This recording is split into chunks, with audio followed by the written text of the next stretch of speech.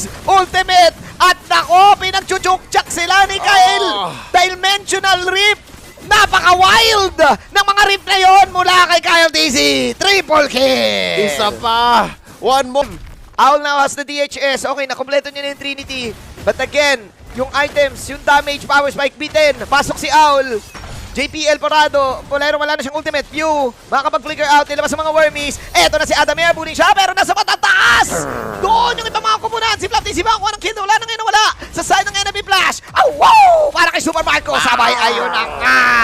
Hard game. Not Hard game. this build. Kapag Mage Bane ka, maybe. Hard game talaga. Piling ko kahit Mage Bane. Super hard game for Hades dito. They just need to wait.